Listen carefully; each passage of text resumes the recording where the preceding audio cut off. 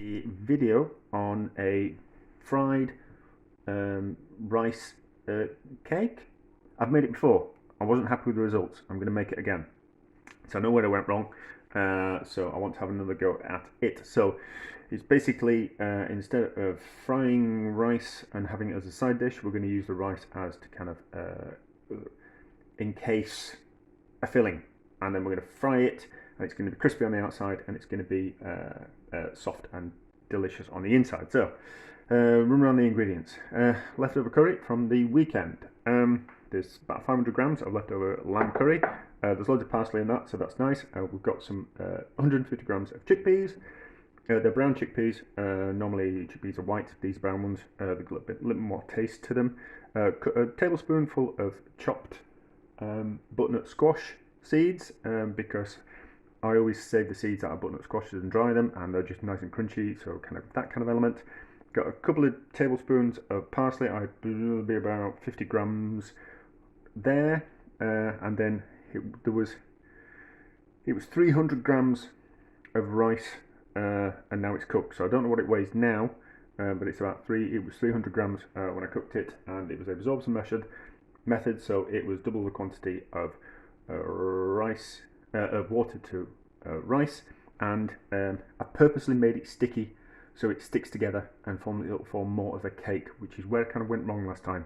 I forgot that I used to kind of agitate the rice and make it sticky. So I haven't washed the rice at all. I just cooked it, didn't wash it, cooked it, agitated the rice just as it was just about ready and cooked, and then it becomes really sticky. So that's kind of what we want. So and then I'm going to serve it with the parsley yogurt sauce, which I made as well, which is going to be lovely. But anyway, so it's more of a putting things together dish, and it's kind of quite interchangeable. So as long as you've got rice as a base, you can put anything else that you want in it.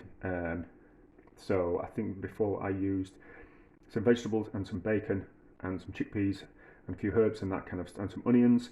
This time I've got leftover curry, so that's what I'm going to use. So what we need to do is we need to make a base.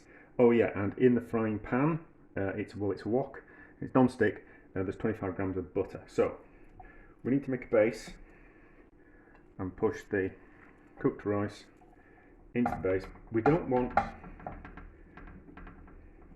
the rice is going to protect the other ingredients. So you see, you'll see when I build it, but the rice is going to fry on the outside and it's going to protect the kind of inside. So if I was putting an onion in, by the time the onion had cooked on the outside, it'll have fried and start to char, whereas the rice is going to protect all the insides, and the butter is going to make it's going to caramelise and make it get a lovely kind of flavour. Could do this with leftover risotto as well. I think that's probably where I got the idea from.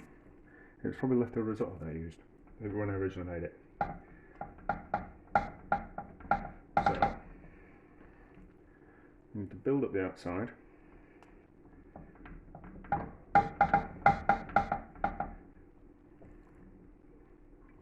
And then we're going to mix the rest of the ingredients together. Probably picked the wrong pan to do this, and I probably haven't got enough rice, but it'll look good when it's finished. So kind of like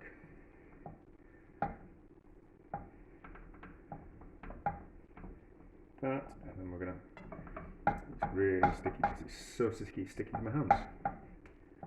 So then we press, so it's like a thin layer of rice.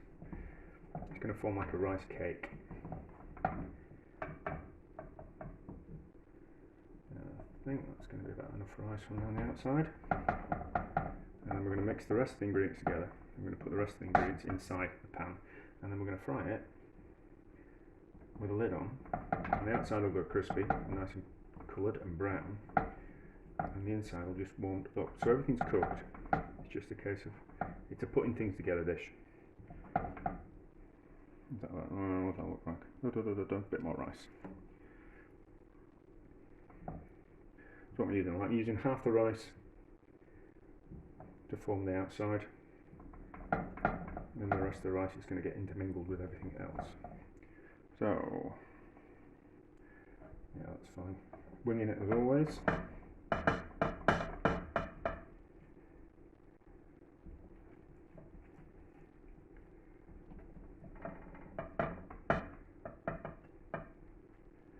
just a nice way of using leftovers up. Can I judge it? Yeah, fine. So, break the rice up a little bit. Stickiness of the rice is going to help stick everything together. So that can go out of the way now. And down. Stick fingers. Scoop these into the bowl.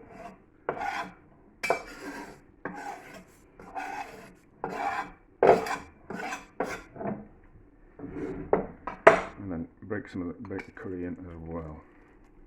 Everything's been seasoned, so it's just everything tastes like it should do. So there's no need to re-season everything.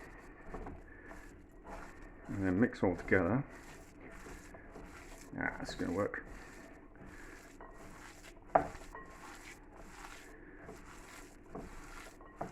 You see, if we were to have the herbs, if you were just to kind of mix everything together and then put it in the pan, there's danger that things like the curry, like the meat will want to burn, whereas the rice is going to protect everything, and it also will look kind of quite effective as well.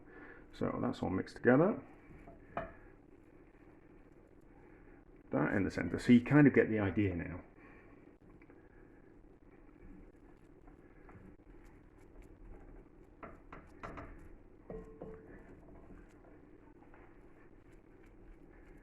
So press down, make the top flat, get everything off fingers, hands are clean, hands on me, so I'm not that bothered.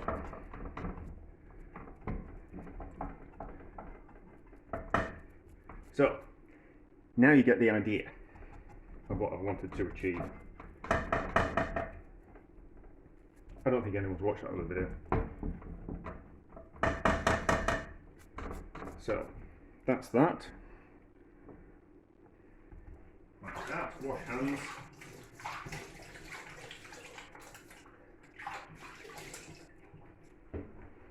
And then, because we put the oil on the bottom of the pan, it will have soaked up that way, so it will it'll have flavour and it will make the rice caramelise. Can we see that a bit better? Yeah, the light's not so good at the moment, but anyway, so we'll find something to put on the top. A plate will work, might as well use that dirty plate. So we'll put the lid on the top, the plate in this case. What that's going to do is, we don't need to have it on high. It doesn't want to cook on high. We are aiming to, like a dual kind of thing, we want to caramelise the outside of the outside, and we also want to, but not caramelise it and cook it too fast that the inside is going to be cold. Obviously everything's cooked, so you're not going to poison yourself. It's just that you want to eat warm food, don't you? So it's just a case of medium temperature, and we'll be able to hear the outsides of the rice fry, and then the insides will get warm. The lid will just kind of keep the heat in, and it will mean that we get an even temperature cooking all the way through. So we'll come back when it's starting to fry, and you kind of get an idea of what's going on. But this is going to work out a lot better than when I did it before. I really should use a clean plate on top. That's just going to make a bit of a mess. But I don't like washing up. So that's it for the moment. We'll come back when it's on the go. I think it's going to take about half an hour, 40 minutes, something like that. Right. If you listen carefully, you can hear it frying around the outside, which is what we want. See, it's steaming around the outside, getting warm on the top. We just could do to press it down around the outside. See, it's going to come away. That's why we use a non-stick pan. That's fine.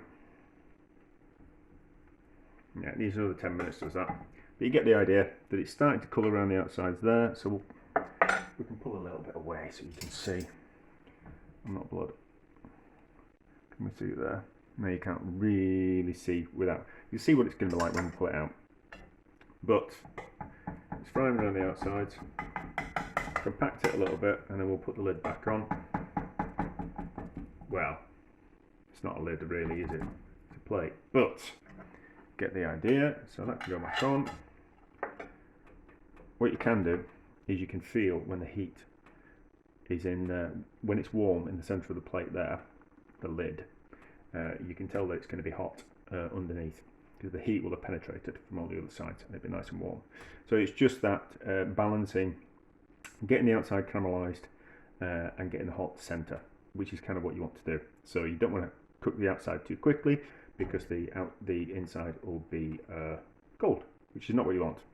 So, and what happens if you don't cook it too quickly? Or if you don't cook it too quickly, you're not going to get the caramelisation on the outside. It will hold together, so I reckon we could turn that out now without it caramelising on the outside, without it forming a crust on the outside. And it would hold together because the rice was really kind of quite sticky.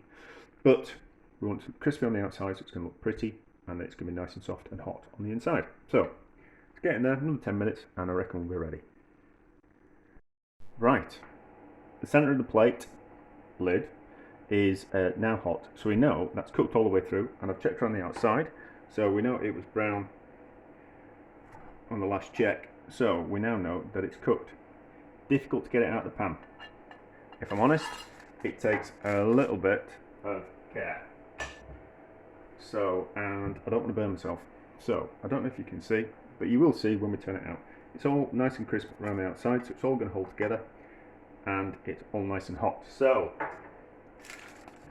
bit of old baking parchment, as always, because I've always got a bit knocking about, and I don't want to make a mess of my chopping board, or too much of a mess of my chopping. Actually, my chopping boards are always a mess. But so, chopping board on top. What I'm going to do, I'm going to turn it over. I'm going to do it off camera because there's not enough room. So it's not a trick. So cloth, because the bottom of the pan is going to be hot, and then we're going to give it a turn over, and hopefully it should just, because it's a non-stick pan, it should just flop over. So onto the baking parchment. So fingers crossed. Fingers crossed, fingers crossed, fingers crossed. And there we go. It's cracked slightly, but you get the idea. You get the idea of it. So going to cut a portion like that. So there's good, extremely generous full portions. So I'll move the camera and we'll cut a portion and we'll have a look at it. In fact, no, I'll cut a portion here. So we'll cut a portion here. So treat it like a clock. So it's that's half, that's quarter, and then you can do it like that. But we're going to do it into sixes. So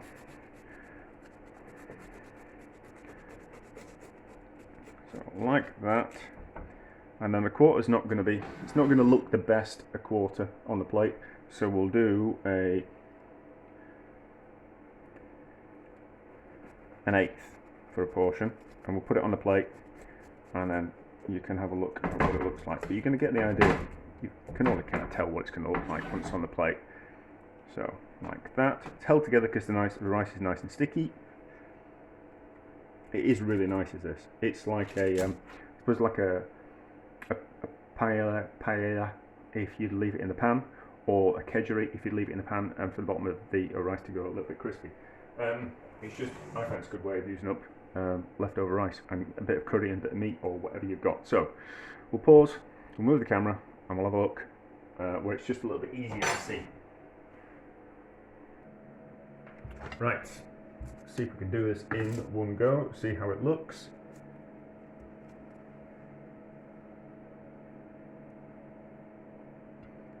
Like that.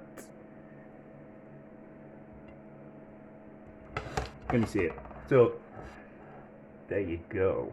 So nice crispy rice on the outside, nice and fluffy and soft on the inside. Yogurt sauce that I made yesterday, which is absolutely going to be perfect with it. There is a video. I won't show it. Doesn't need to be a link to it because you can find it because you're an adult and you're good at those type of things. So there you go. Fried rice cake, fried rice cake ish. There you go. It's delicious and a good way of using up leftovers. So if you kind of think you haven't just got quite enough curry For 4 portions, you can bulk it out with a few more items and a bit of rice, and away you go. You know, or purposely make more curry, so you've got leftovers, and then you can make something like that a few days later. It doesn't have to be curry, but anything you kind of got. So you could do a fishy version, so like smoked mackerel is pretty good price, or if you've got a bit of like a salmon fillet with some peas, it'd be really nice, and some chickpeas in there. Nuts work really well in there, so if you've got some nuts, give them a bit of a smash up. Some peanuts, give them a smash up. They work really well in there.